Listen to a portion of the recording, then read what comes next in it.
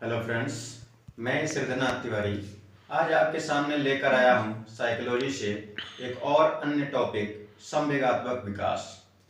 दोस्तों, संवेगात्मक विकास क्या होता है? तो सबसे पहले हम संवेग के बारे में समझेंगे कि संवेग क्या है।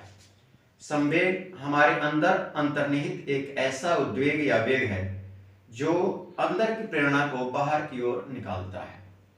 और ये संवेग सभी में होता है, बचपन से लेकर शैशवावस्था से लेकर बाल्यावस्था, किशोरावस्था और प्रौढ़ावस्था तक संवेग होता है। और ये संवेग कुछ विद्वानों ने तो दो प्रकार से माना है, एक दुख रूपी संवेग और एक आनंद रूपी संवेग। इसकी व्याख्या हम अलग अलग तरीके से करेंगे, लेकिन मुख्य रूप से हमें संवेग को समझना है कि संवेग क्या है। संवेग के कारण ही हम किसी कार्य को करने के लिए प्रेरित होते हैं। अगर हमारे अंदर संवेग ना हो तो हम किसी कार्य को नहीं कर पाते हैं। संवेग गलत भी दिशा में भी हो सकते हैं और सही दिशा में भी हो सकते हैं।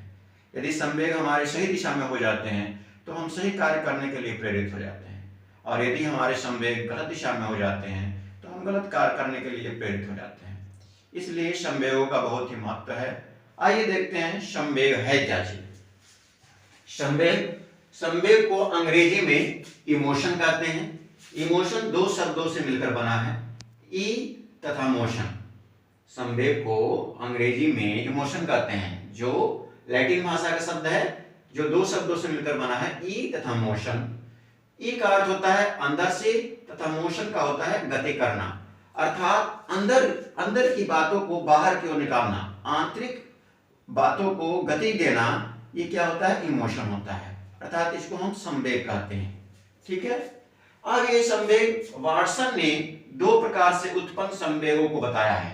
वाटसन ने दो प्रकार से उत्पन्न संवेगों को बताया है, एक दुख से और एक आनंद से। दुख से उत्पन्न जो संवेग होता है उसमें होता है भय, क्रोध, घृणा। क्या होता है? भय, क्रोध और घृणा। जबकि आनंद से उत्पन्न संवेग होता है उल्लास और अनुराग। बाद में भारतीय विद्वानों ने भी दो प्रकार के संवेग बताए हैं, एक राग और दूसरा द्वेष। राग क्या है? राग में प्रेम और भक्ति आती है। राग एक ऐसा संवेग है जिसमें प्रेम और भक्ति आती है। जबकि द्वेष एक ऐसा संवेग है जिसमें भय, क्रोध और घृणा समाहित होता है। दो प्रकार के विद्वानों ने माना है, भारतीय विद्वानों ने, राग और द्वेष। राग में प्रेम और भक्ति होती है, जबकि द्वेष में भय, क्रोध तथा घृणा होता है। वुडवर्ड ने माना है कि संवेग व्यक्ति की गति में अथवा आवेश में आने की स्थिति है। वुडवर्ड ने माना है कि संवेग व्यक्ति की गति अथवा आवेश में आने की स्थिति है। अब इसको हम विभिन्न अवस्थाओं में देख सकते हैं कि शैशवावस्था में कैसा संवेग होता है, बाल्यावस्था में कैसा होता है और किशोरावस्था में कैसा होता है। लेकिन इन संवेगों को आगे बढ़ने के लिए कुछ मूल प्रवृत्तियां होती हैं, जिसके बारे में हम चर्चा करेंगे। ये मूल प्रवृत्तियां मैकडूगल ने दिया था, जो लगभग 14 होती हैं। आइए देखते हैं मूल प्रवृत्ति क्या है। जैसा कि मैंने बताया कि मैकडूगल ने 14 मूल प्रवृत्तियों का वर्णन किया है। मैकडूगल ने 14 मूल प्रवृत्तियों का वर्णन किया है। देखते हैं मूल प्रवृत्तियां कौन सी हैं। ये मूल प्रवृत्तियां सकारात्मक मूल प्रवृत्ति और नकारात्मक मूल प्रवृत्ति होती है, और सकारात्मक मूल प्रवृत्ति के साथ ही सकारात्मक संवेग उत्पन्न होता है, और नकारात्मक मूल प्रवृत्ति के साथ ही नकारात्मक संवेग उत्पन्न होता है। तो सबसे पहले हम देखते हैं सकारात्मक मूल प्रवृत्ति। सकारात्मक मूल प्रवृत्ति में सबसे पहले आता है संतान कामना। जो माताएं होती हैं उनको संतान कामना की बातें सूझती है, तो उनके अंदर जो सकारात्मक संवेग होता है वो होता है वात्सल्य। दूसरे नंबर पे आता है शरणागति। शरणागति के अंतर्गत जो संवेगात्मक सकारात्मक संवेग होता है करुणा। फिर आता है जिज्ञासा। जिज्ञासा के साथ संवेग आता है आश्चर्य। फिर आता है हास्य। हास्य के साथ संवेग आता है आमोद प्रमोद। फिर आता है गौरव। गौरव के साथ सकारात्मक संवेग आता है आत्माभिमान। फिर आता है संग्रहण। संग्रहण के साथ सकारात्मक संवेग आता है स्वामित्व। फिर रचनाधर्मिता। रचनाधर्मिता के साथ सकारात्मक संवेग आता है कृति भाव, रचना करना।